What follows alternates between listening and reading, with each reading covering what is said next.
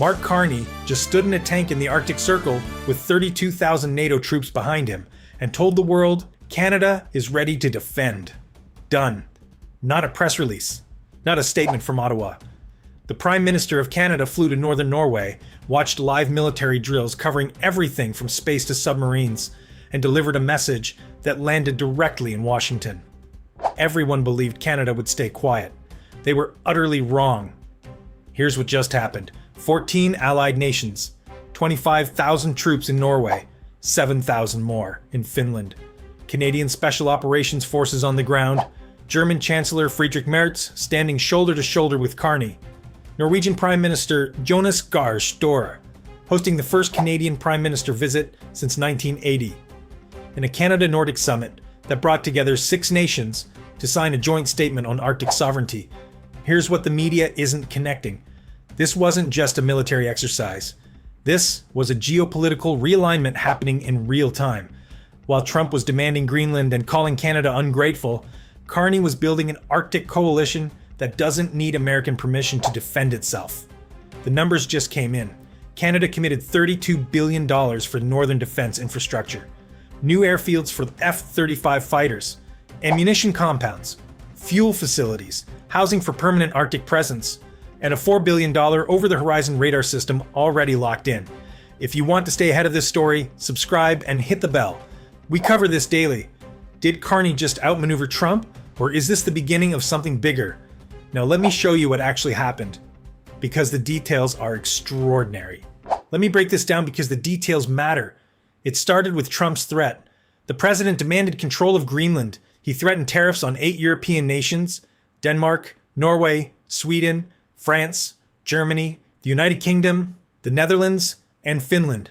10% starting February 1st, 25% by June, all because they sent troops to defend a NATO ally's territory. But here's what happened next. Those 8 nations didn't back down, they doubled down. Operation Arctic Endurance launched in Greenland, European troops deployed to Inuvik. Denmark announced a substantial military buildup that could last 2 years. And then Trump blinked. He dropped the tariffs after reaching a framework deal with NATO Secretary General Mark Rutte. Now watch what Carney did while all this unfolded. He didn't wait for Trump's permission. He flew to Yellowknife and announced $32 billion for northern infrastructure. Then he flew to Norway for the largest Arctic military exercise in years.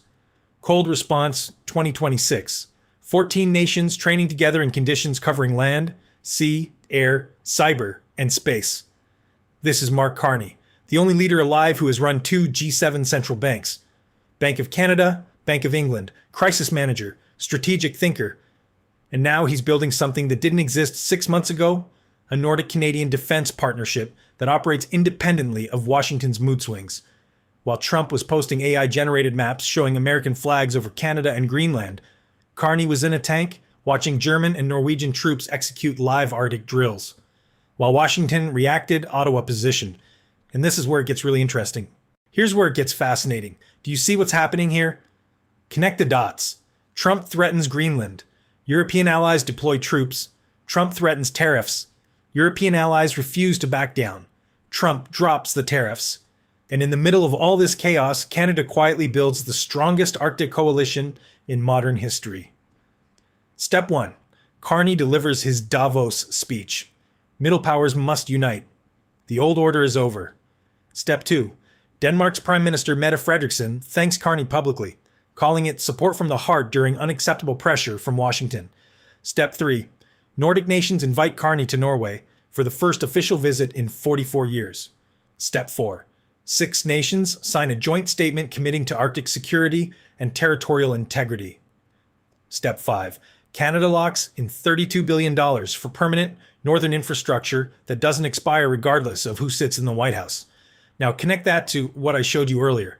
Every dollar Canada spends on Arctic defense creates capacity that exists independently of American cooperation. Every alliance Carney builds creates options that didn't exist before.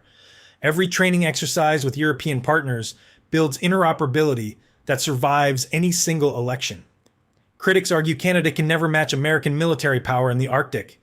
The data says something different. 7 of 8 Arctic nations are NATO allies. Canada just locked arms with all of them except Russia. The question isn't whether Canada can outspend America. The question is whether America can afford to lose every Arctic ally it has. Is this the end of American dominance in the Arctic, or is Trump about to escalate? Drop your answer in the comments. But here's the part that should make every Canadian pay attention. Let me show you what this costs Washington. Start with the numbers. The Nordic 5 nations have a combined GDP of $2.8 trillion. Norway alone controls the world's largest sovereign wealth fund at $3.5 trillion. These aren't weak countries begging for American protection. These are wealthy, stable democracies choosing to align with Canada. Now the individual math. Every Arctic exercise Canada conducts with European partners is an exercise not conducted with American forces. Every defense contract Canada signs with Norwegian or German companies is a contract that doesn't go to American manufacturers. 70% of Canada's defense spending currently goes to the United States. Carney just announced he wants to reduce that dependency. Think about that for a moment. Canada is actively diversifying away from American military suppliers while simultaneously building Arctic capabilities with European partners. The infrastructure being built right now, the airfields, the ammunition compounds, the radar systems, all of it creates permanent capacity that Washington cannot take away. Meanwhile, Trump's threats have accomplished the opposite of their intent. European nations are more unified than before. Canada is more committed to Arctic sovereignty than before. And Denmark just announced a military presence in Greenland that could last years. Let that sink in. The human cost falls on American strategic interests. Every ally pushed away is an ally that builds alternatives. Every tariff threat that fails is a threat that loses credibility. And every coalition formed without Washington is a coalition that doesn't need Washington's approval to act. So where does this end? The answer is permanent. The endgame is clear. Trump told Carney that Canada lives because of the United States. He said Canadians should be grateful. He posted maps showing American flags over Canadian territory.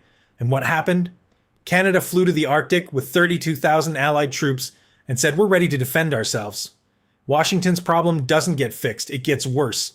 Every nation that watched Trump threaten a NATO ally over Greenland learned the same lesson. American protection comes with conditions that can change overnight. The solution isn't to depend more on Washington. The solution is to build alternatives. And that's exactly what's happening. Canada-Nordic Summit, joint defense statements, permanent Arctic infrastructure, training exercises that build interoperability without American participation, Norway's $3.5 trillion wealth fund looking at Canadian investments, critical minerals, clean energy, artificial intelligence partnerships, space communications. None of this expires if Trump wins another term. None of this disappears if American policy changes. The alliances already exist. The infrastructure is already being built. The commitments are already locked in.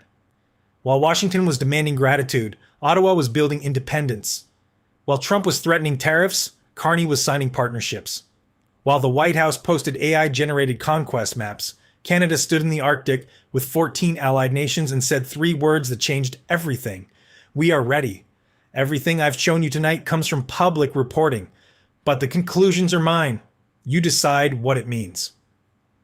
If this analysis opened your eyes, share it with someone who needs to see it.